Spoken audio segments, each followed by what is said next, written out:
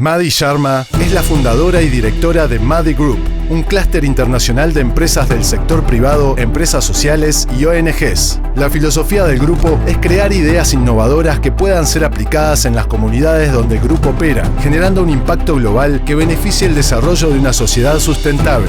Como emprendedora, estableció su primer negocio desde la cocina de su hogar y lo escaló hasta contar con 2 fábricas y 35 personas a cargo. Ha sido galardonada con el premio Asian Woman of Achievement, UK Best Boss y Woman of the Decade, Entrepreneur and Leadership. En 2018, Apolitical la incluyó en la lista de las 100 personas más influyentes en la creación de política de género. XCALA Summit presenta a Madi Sharma. And good afternoon, if you're like me and still on UK time. I hate that. I'm just a normal person. Please remember that, because that is not how I was and where I came from. And that's what I want to share with you today. But first, I want to compliment you and congratulate you. Because before coming here, I was telling people that I'm going to Uruguay, never been before. And without exception, everybody said, Madi, you will love it because the people are amazing. That's what counts. The people. The people are our human capital. They are what grows the economy, not the governments. But we are making a great mistake these days.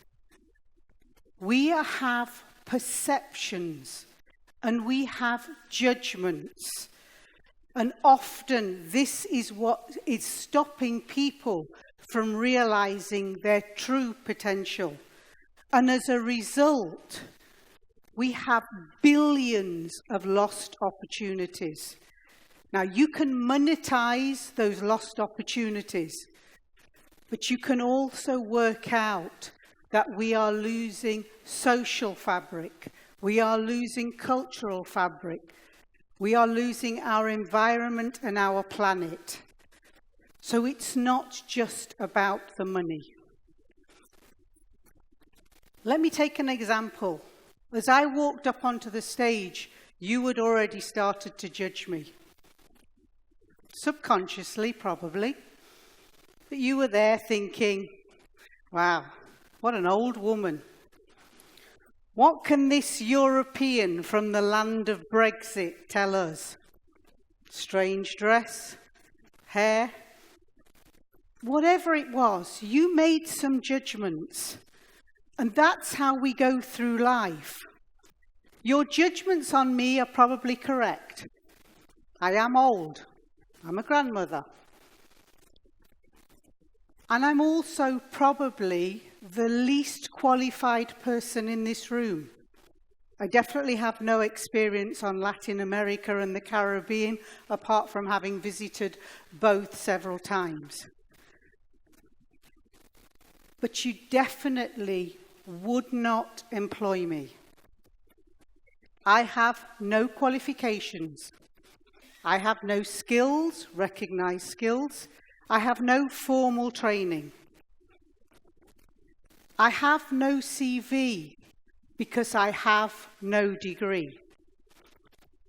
And I'm also a woman, which means that both men and women will treat me unequally and will discriminate against me. The issue is, I represent the majority of the people on this planet. They are like me. Their CVs are empty because they don't have a degree. The world chooses to prejudge them, that they don't have a potential because they don't have a degree. As a result, you are losing. The countries are losing, and the planet is losing. You, the people in this room, on the other hand, You are the minority. But you are the minority with the privilege, because you have a degree, because you have had a quality education. And with that privilege comes a responsibility. And I would like you to pick up your responsibility. I have been told, you can blame Isabel, that you are the most valuable resource in Latin America and the Caribbean. You are the investors. You are the business angels and the venture capitalists, or as we call them in the UK, the vulture capitalists. You are the ones with the knowledge, the ones with the networks.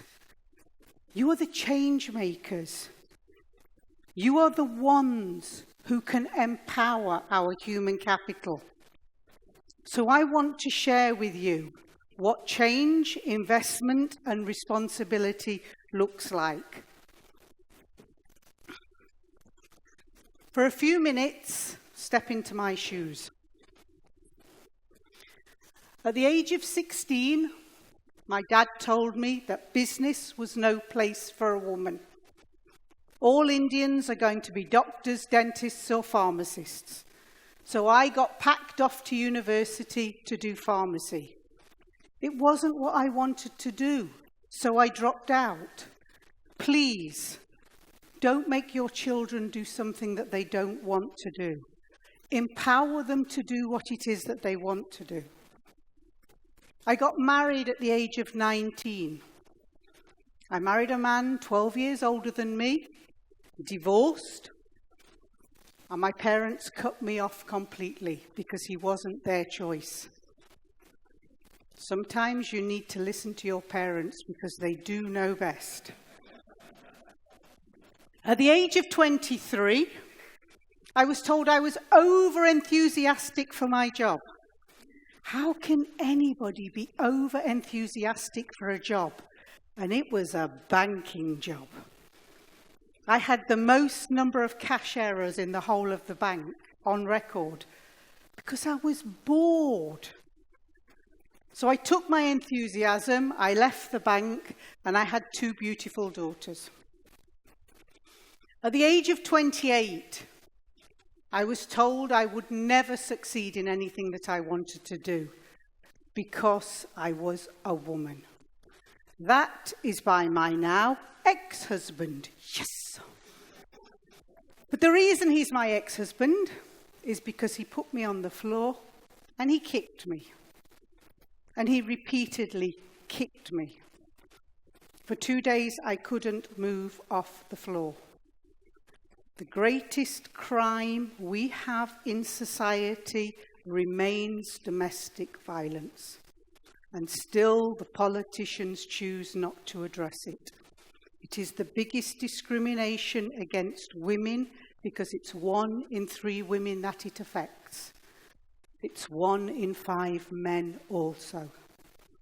Please don't turn a blind eye if you see somebody facing violence. Now you're in my shoes. And I had to leave. Asian, female, no qualifications, a blank CV, no money, single parent, with a 3-year-old and a 5-year-old. Absolutely 0 confidence. What would you do? I had no choice. Because nobody would employ me, I had to become what is known as a necessity entrepreneur. There's billions of people around the world like me who live their life from being a necessity entrepreneur, just putting enough food on the table. They are the ones who are the backbone of the economies. But we write them off. Now, I'm not complaining. It's the best thing that happened to me. But if I'd have had you as friends, I could have grown so much faster. I actually started in my kitchen at home, making samosas, triangle Indian snack food products. I made 4 because it's all the money that I had. But those 4 grew into 10,000 products a week. I went from my kitchen at home to 2 factories, both in regeneration areas. I went from supplying local stores to supplying supermarkets and airlines.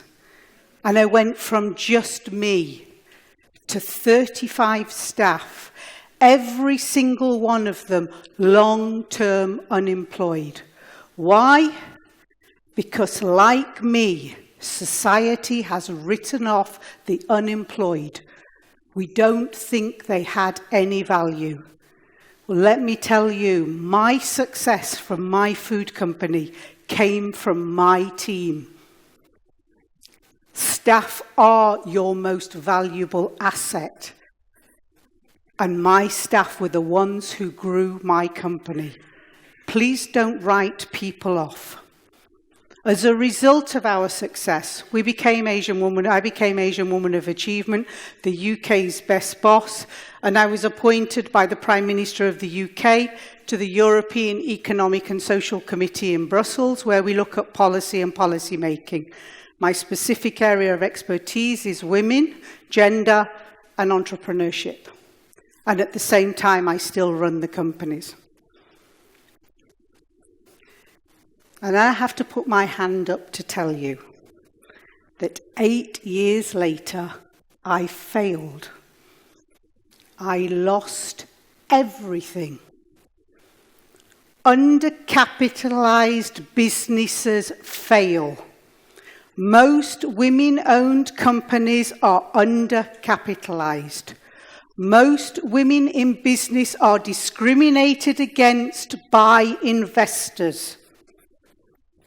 Women receive less investment than male companies, and they receive it at a higher rate of interest. Is that fair? 94% of investors are male. It's not correct. We need to change the system. We need to make sure there's more transparency, and we need to make sure it's equal. I actually lost my company due to fraud in the UK government department. Today, I run the Madi Group. Madi, make a difference ideas. Everything that I do has to make a difference. If I don't change the views of one person in this room today, then my 13 hours travel here was wasted, and my day on this earth is wasted. That's how I judge what I do. We have 10 companies across the world doing different things. We use profit to drive change. You see, as many would say, profit is a bad word. It isn't. Profit is a great word. Profit gives us choices. It's what we do with that profit that is important. I'm today what's called a serial entrepreneur, and I'm a social capitalist, using that profit to drive the change. The Madi Group, doesn't matter what we do, but in a nutshell, we solve problems for governments, for businesses, for organizations. There's no barriers to what we do. There's no borders to what we do. In effect, we can do anything, with the exception of 3 things. We don't do drugs, we don't do weapons, and we don't do anything where there's people exploitation. Anything else we will consider. When you meet entrepreneurs, when you as investors have started your organizations, please remember why you did it. Please consider ethics and values. The example I want to give is that somebody came to me once and said, "Hey, Madi, you know the defense minister of a certain country?" "Yes, I do." "Can you introduce us? Why?"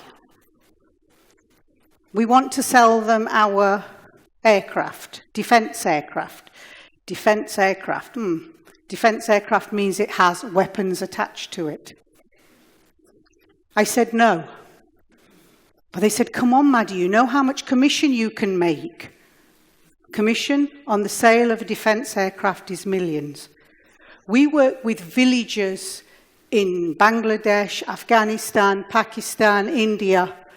We could save a whole village from the money we could earn as commission. But if that weapon kills one innocent person, that remains on my head. And so the principles of Madi Group are, we don't do those things because of those reasons. Each one of you will make your own decisions and I will not judge you. But please, make sure you always remember your values and your principles of why you are doing what you are doing. It's the foundation of what you do. How do we do it then? How do we work on all these different things? We do it with our human capital. They're called my staff and my team. We don't employ on CVs. It's a rule. We ask the people, or I spot the people, what they can offer me. What do they know that I don't? How can they help my company grow? We have the success because we have the right team. Whatever it says on their CV is not important. It's how they behave within the work environment and what they can do beyond what I can do. We also don't believe in business plans. Sorry to all the universities. Sorry to all the investors. There's too many assumptions. If business plans worked, then in 2008, we wouldn't have had a global crisis because all those people would have had business plans to know that the 2008 crisis was coming. If the governments can't do it, how can we ask the businesses to do it? But I will give you an alternative. And our third thing that we have in Madi Group is we have a no-blame culture. Everything is my fault. Everything that goes wrong. Because either I didn't communicate what I wanted doing, or the person wasn't trained properly. Either way, it's my fault.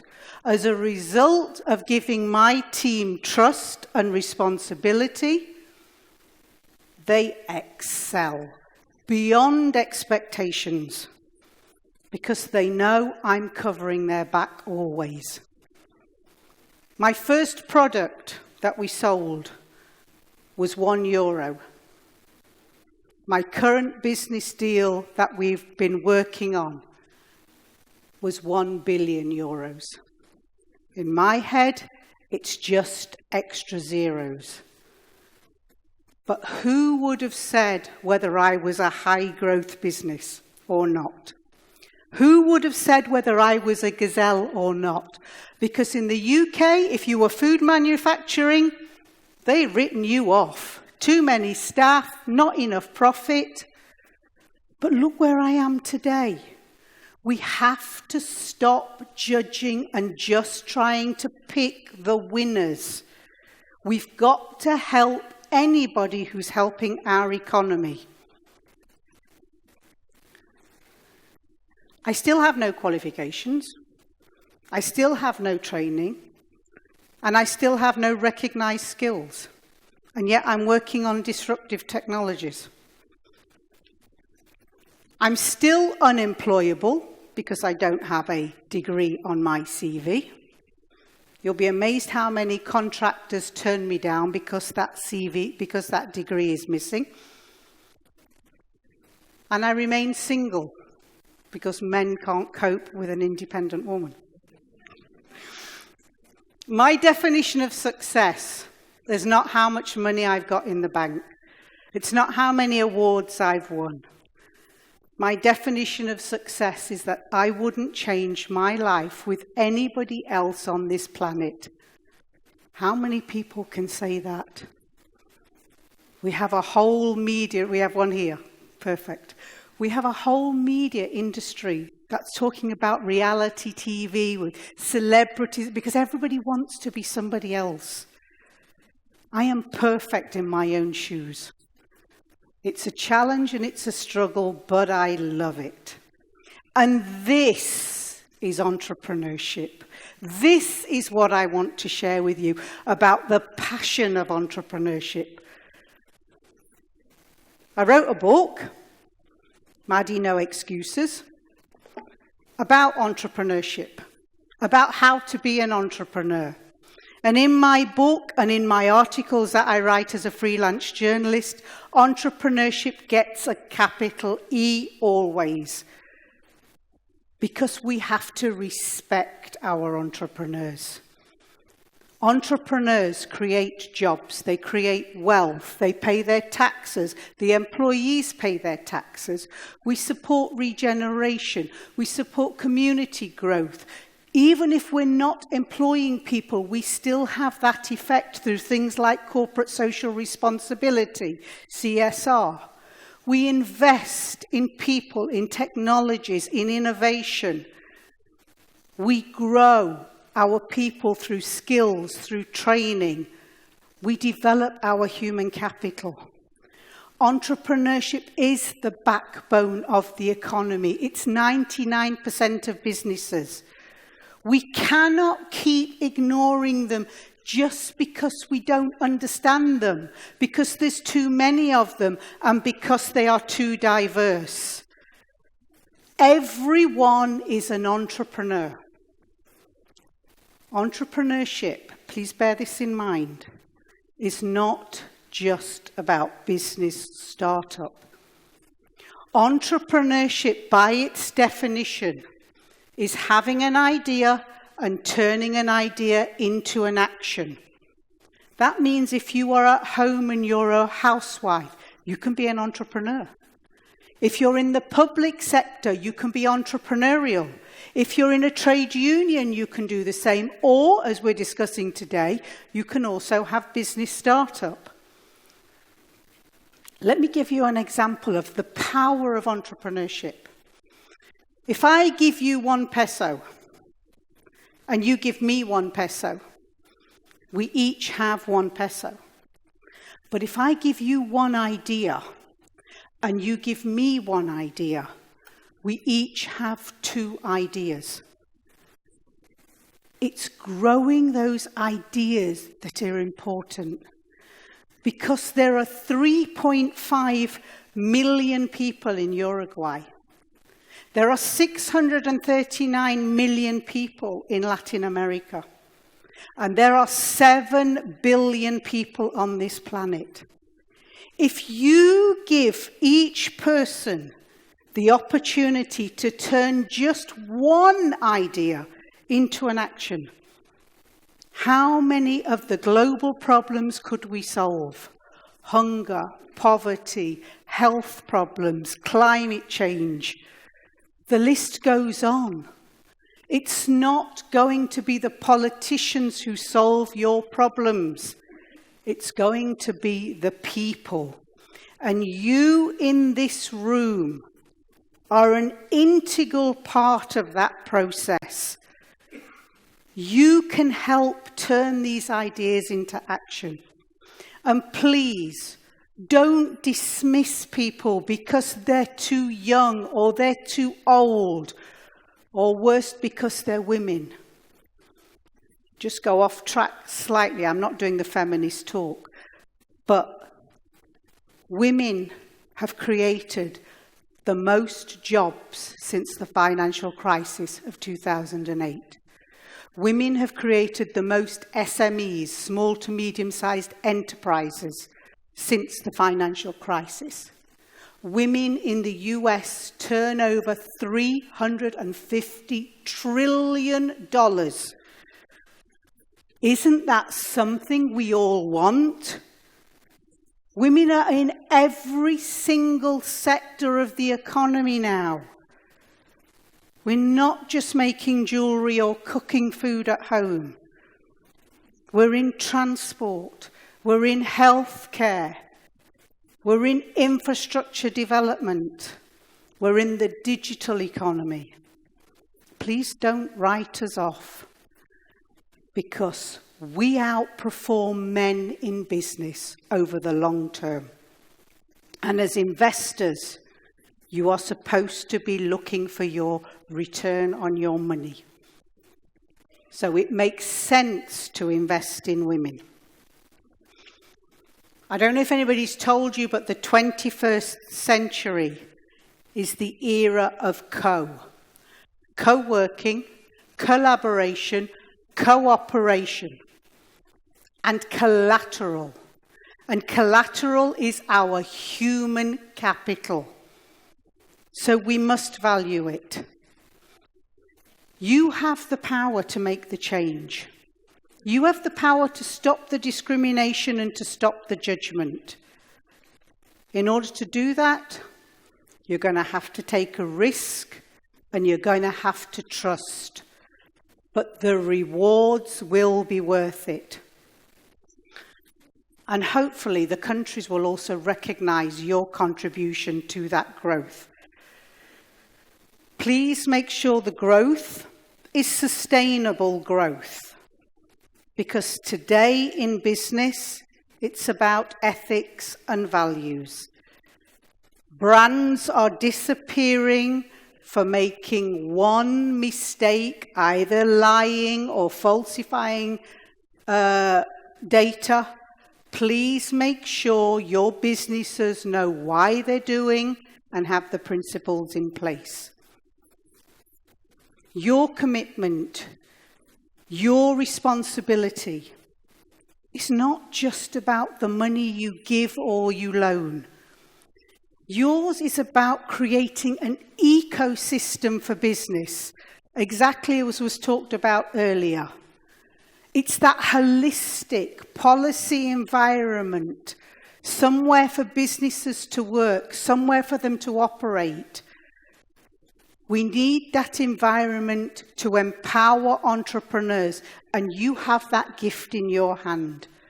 Business angels, business advisors, you give the gift of knowledge, the gift of intelligence, which is applied knowledge, alongside the funding that you give. And this is an invaluable contribution. You matter more today than you have ever mattered previously. You are really influential. Please understand that is a big responsibility.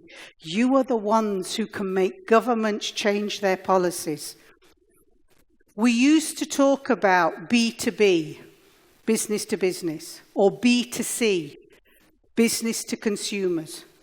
But today, we talk about H to H, human to human. People don't buy from plans. People buy from people. So it's great if people have got nice business plans, big investment portfolios, but we want to know the eye-to-eye contact. Who are we dealing with? Can we trust this person? Can this person stand up and sell what they've got? Do we believe them? That's the most important thing. Do I believe you? I'm going to put you to the test. Stand up. You sat down long enough. Come on, stand up. Okay. From head to foot, shake your body. Go. Come on. And the feet. Okay, now massage your ears. All the way round, back round the other way. Don't forget the little bits in the middle. And 3 deep breaths. Go. For those of you as smokers, push out all the dirty air on the last one. And if you're vaping, I don't think it's safe anymore. And face the front and say, I am the best. 1, 2, 3. My God, I thought Latin America had passion and red blood. Please, come on, you have to do it like you believe it. 1, 2, 3. I am the best. Okay, thank you, that's better. Okay, obviously I'm a salesperson, that's part of my job. I can teach you all the tricks of the trade of how to sell. By putting energy back into my body through shaking my body, I can see my customers and my customers can see I have energy. By massaging my ears, I can make sure I don't fall asleep because all your nerve endings finish here.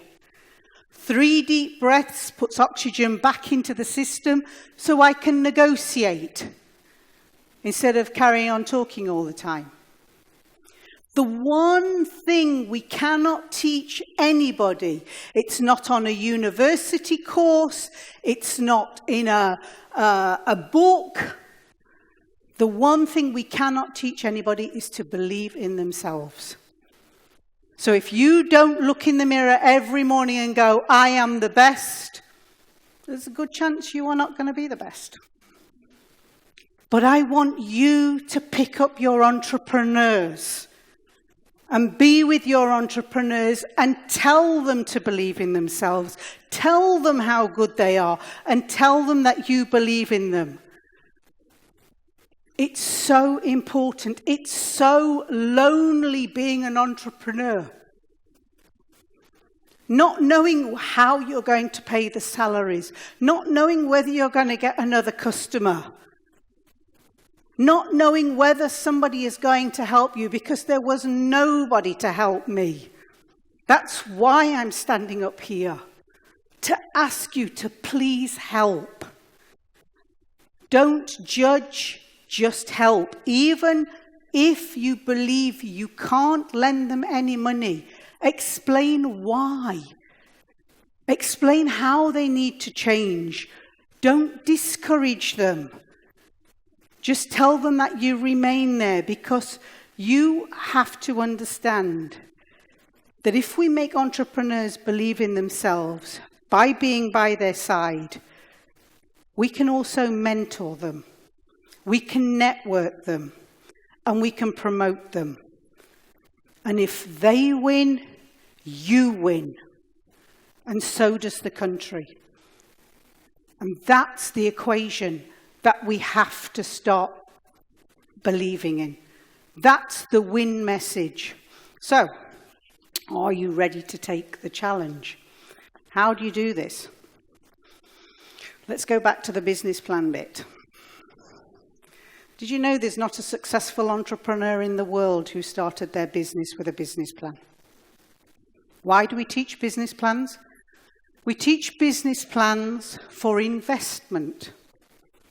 Now, if you cannot prove that your business works, why will I give you investment? This is my argument with all entrepreneurs. I will consider to invest. But tell me, how many products have you sold? Or how many of your services have you sold? And if they tell me none, we don't invest. Entrepreneurs who are successful have tried. They've already started. They know how it works. And then they do the investment portfolio. Then they do the business plan. Because they know what works, they know what doesn't, and they have the statistics. That's what we're looking for. So yes, we need that business plan later on, but initially, we don't. We start with this. This is the new business plan. It's a blank piece of paper. Now I'm going to give you an exercise to do in your head. I want you to write on the top of the piece of paper what it is that you want to do. You're going to be the entrepreneur for the minute. Doesn't matter whatever it is. It's not about making money. It's not about starting a business. What is it that you want to do? I'm the genie in the bottle. I'm going to give you one wish. What would you wish for? You can't wish for more wishes. Please don't wish for money, it's not going to make you any happier. What would you wish for? Here's the other scenario. What will it say on your gravestone when you die? What impact did you make on life? 30 seconds, go. What would you wish for? What would you write on the top of that piece of paper?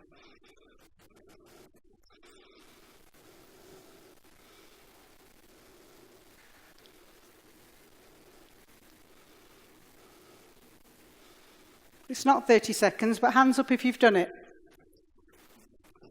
Oh, yes. 4%. Thank you. Put your hands down. 4%. 4% of people in the world become entrepreneurs. We can't get past these numbers. 95% of people cannot do this exercise because you've never been told that your life is a blank piece of paper. Whatever you want, you can have. But you don't know what it is that you want. You don't know where you're going, so you're not going to get there. That's what we've got to make people do. We've got to make people understand that you can have what you want. Please don't worry about the how. That's in the business plan bit. You are the how. If you couldn't fail, what would you do? Did you know you can't fail? It's not possible. If you fail, you die. The species dies. Survival of the fittest. That's it. We're here to stay. We're not going to fail. Give it a go. What have you got to lose? Failure is a learning curve. I'm going to give you 7 F's so that you can work out what to put on your top of your piece of paper. The first F, fantasize. If I asked you when you were 6 years old what it was that you wanted to do, you'd have been able to tell me, I'm going to be a football player, I'm going to be an astronaut, I'm going to be a ballerina, whatever it was. You knew what you wanted to do. Where's that passion gone? Where's that knowledge of knowing what you wanted to do gone? You've had to bury it. Because we're not allowed to tell the world anymore that we want to be president, that we want to travel the world, that we want to go into space or live forever. Your fantasy is for you. You're not going to tell anybody else what it is that you want to do. So take that fantasy out, put it in your head, and start believing that you can do it. The second thing is feasible. Is what you want to do possible? Everything is possible. Nothing is impossible. Get rid of those people around you who tell you you cannot do something. I was listening to the radio on the way to the airport, and the guy from Netflix was on the radio. And he's called his book, It Won't Work. The number of people who have told me, Madi, it's not going to work. Well, it doesn't matter, we'll find a way to make it work. There were people who thought that we couldn't go to Australia or we couldn't go to India or America years and years ago. Now look at us. We're going to outer space. We're conquering the universe. Everything is feasible. The third one is foundation. Foundation is the blocks on which we build. It's the knowledge that you have. My starting point, I know nothing. That's why I have a great team around me who know what I don't know. I have mentors who help me, who guide me through it. I have the internet. I have the young people at one end of the street and the old people at the other who I ask when I don't know. We have a fear of asking. You have such a great community. When did you all connect and meet and keep in contact beyond just being in this room? That's your foundation. The fourth one is fit for purpose. It's about being positive 100% of the time up here. It's not about whether you do the yoga or not. That will help, so will the meditation. But being positive up here when people tell you you can't, and turning around and going, I can and I will. The fifth one is Europe's favourite word, failure. Failure is the chance to have another go intelligently. If you haven't failed, you haven't learned. The sixth one is focus. Can you see what's on the top of your piece of paper? Because if you can't see it when you close your eyes, it's not going to happen. If I close my eyes, I have a counter in my head. It's currently on 33,333.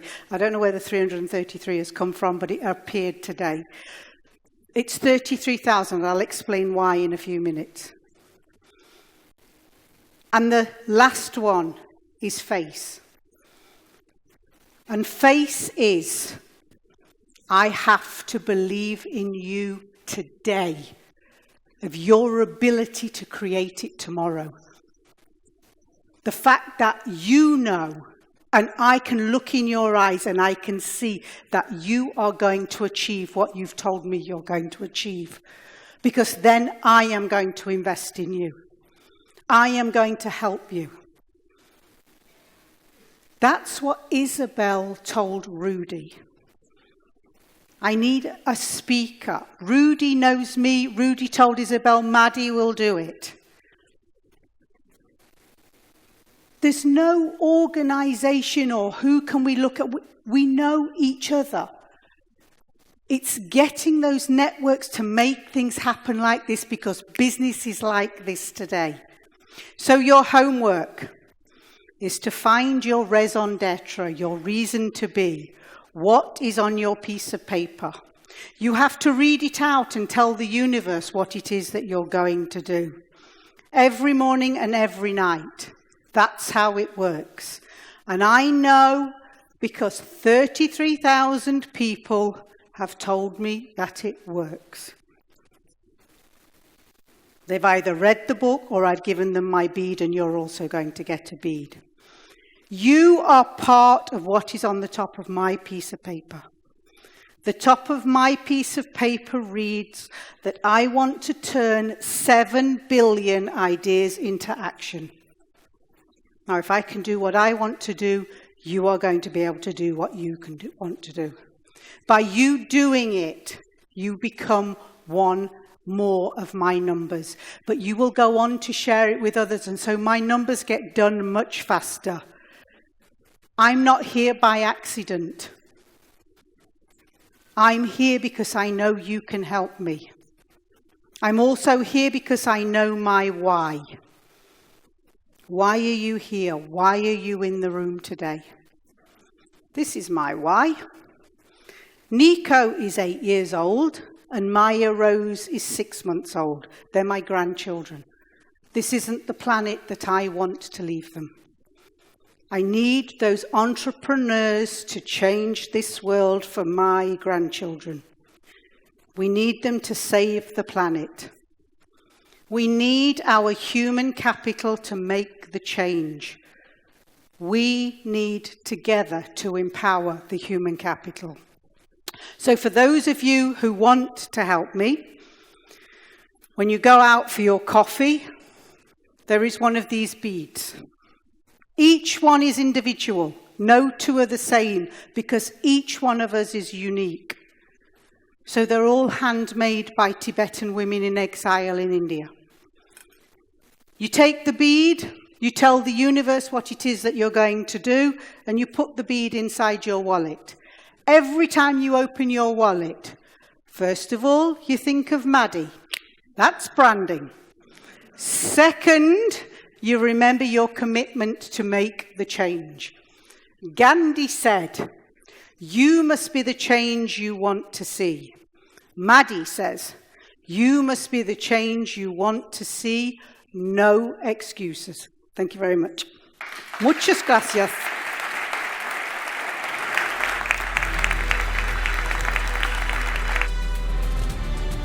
Thank you so much, Madi. Your presentation was great. I want to know how many of you feel like, okay, I need to complete this piece of paper. Troubles with that? How many? Yeah, me too. Me too. Okay, I know the audience. Oh, sorry. The audience is eager to know more about you, your thoughts and ideas. So we are going to have an interview here. Okay. Please, let's take a seat. Thank you. 10 pesos. Thank you. Your presentation was great. Thank you. Let's talk about entrepreneurship, because when we talk about entrepreneurship, it's not a difficult word. We are familiar with the concept today, but where are we standing? What do we need to do different? We just need to accept that entrepreneurship is about turning ideas into action. It's not about the business startup, and the problem is, and this is no disrespect to anybody in the room, because this is a challenge not just in Latin America, but a challenge in Europe and Asia also. We are trying to pick winners. How do we pick winners in such a fast-changing world? And I think that is the challenge, that we can't just focus on winners. If people are not going to be reliant on the state and the government for social security or for help and become independent, then that's one less challenge for governments. And at the minute, all governments are struggling with social security. So if we can empower people to take care of themselves, not everybody can, but it would be great. But the public sector, trade unions, communities are missing out because the ideas of people from those communities are not being allowed to be presented. Bosses, to a large degree, sit up there on a hierarchical basis, and so they're not listening. And we've forgotten, this is the politician one, we have forgotten to listen to the people. This is, I will honestly say, this is what's happening in Europe. We've forgotten to listen to the people, and you end up with Brexit. So, as economies, we're losing out, and that's what I want people to realize. Please stop the judging, stop the perceptions, and let's give everybody a chance equally. When it comes about people, which are the skills you look for? As I said, I'm looking for people who can fill the gaps that I don't have. So I'm one of these bosses who I accept I don't know anything, and I ask the teams, what can we do? What are we missing? And then they are the ones who go and look for those sort of people. And usually they're picking them from people that they already know. We don't take anybody out of a job. We only take people who are actively searching for work, and we give them a chance.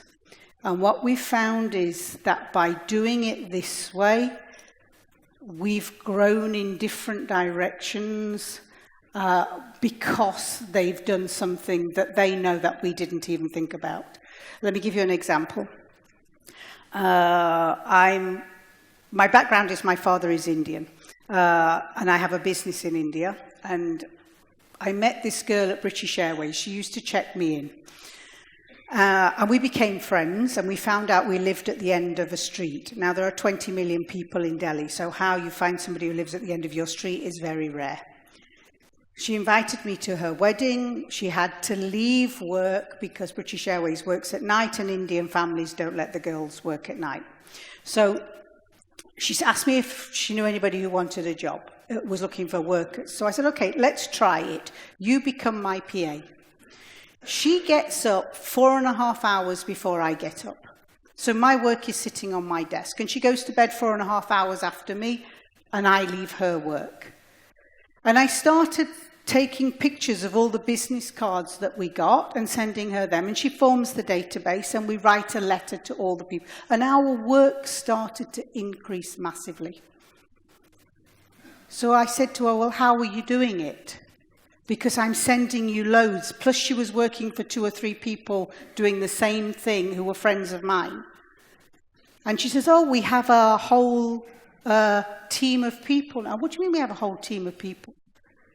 So she was paying the people out of her salary as I was giving her salary increases because she was doing more work. And she said, yeah, we now have Mrs. Business, Madi's resourcing and sourcing company. I said, what? She says, yeah, it's part of Madi Group. Madi Group? That's where it all came from. A girl who used to check me in British Airways, who I liked because she smiled. Okay.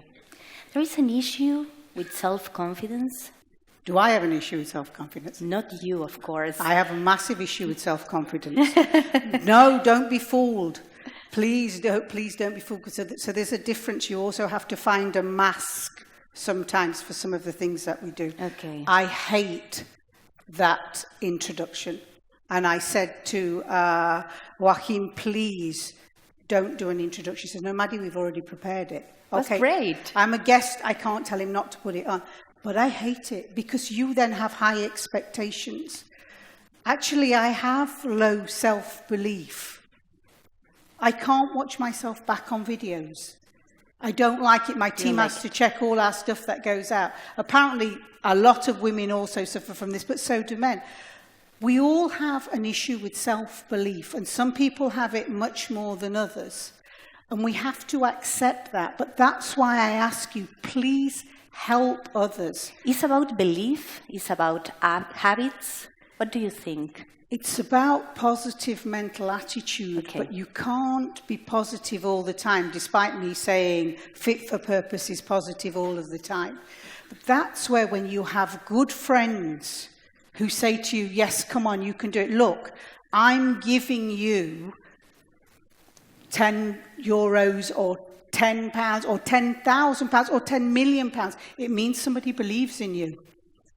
So I'm an investor, but I only invest at the very small level.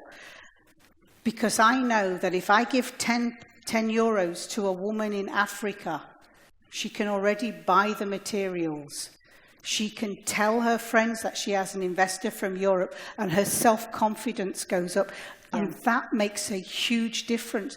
So in Europe, we only have microfinance for 25,000 euros. 25,000 euros is too much for most businesses. They don't need that on the way up. But what they need is a friend, an angel investor or something who's going to help them, who just says, I believe in you. Come on, that's a great business idea. Let's help. Okay. Madi, there is a book, actually a bestseller, Range, where David Epstein examined the world's most successful athletes, artists, musicians, investors, inventors. So he discovered that in most fields, especially those that are complex and unpredictable, generalist people, not specialist one, are better prepared. So generalists often find their path late and juggle with many interests rather than focusing on one. They are also more creative, more agile, and able to make connections. They're more specialized partners cannot see. Yep. So do you agree with that idea? Do you agree, considering your experience with entrepreneurs? So the book that I would always recommend is Think and Grow Rich by Napoleon Hill. Okay. That's a global bestseller. Now, he analyzed successful people from the 1950s. You can get it in all languages. He only did men, because at that time there was only male on, but they all do the same thing. We all do the same thing. It's almost like that blank piece of paper exercise. It's about focusing.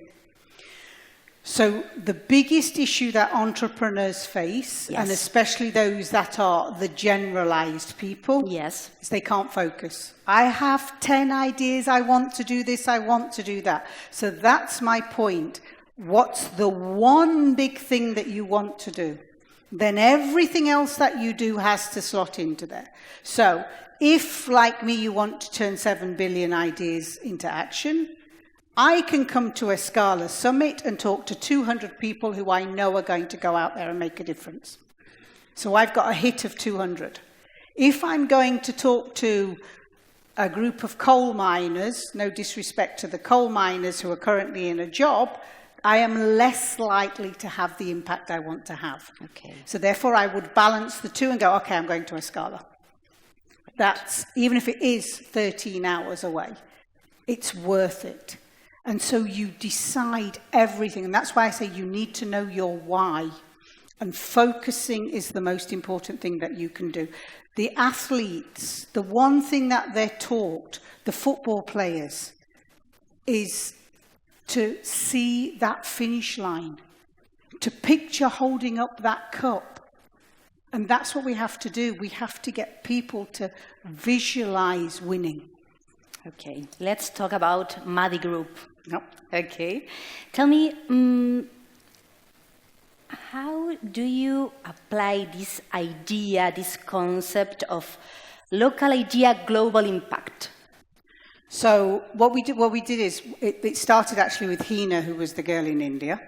So she had this idea on databasing and everything. So the team we have in North Macedonia, they now use her to do their databasing. But in North Macedonia, they had a business incubator. So what we did was we took the business incubator model and we put it in India as well. Okay. But in each case, they adjust. Mm-hmm. Because you cannot pick up something from Latin America and put it in India. It's totally different. Those two are probably similar, but in Europe, the thinking is completely different. So it's about empowering the local people with some of the ideas that we have, but letting them then grow, and where we know that the ideas work, as quickly as possible, transfer them to different parts of the world. Great. And that's what investors have to do also, look at that model. What works, what ideas are working from their entrepreneurs, and can they push them out? And make the adjustments. And one of the things that's worked really well, but is also failing at the same time, because governments are miles behind, is crowdfunding. You see, crowdfunding is the H to H, the human to human. You like what I'm doing, therefore you want to invest, and if you get a small return, that's great. But crowdfunding cannot go across borders because of financial regulations. So we still need to change that model so that I can invest in companies in Latin America if I wanted to, because that's not there at the minute. Let's talk about gender equality. You mentioned that during your presentation. Where are we? I mean, this is a long path. Are we at the beginning? Why are you allowing the excuses? Why are you saying this is a long path? Okay. Right? It's not a long path. The governments need to change today. 1 vote for a man, 1 vote for a woman.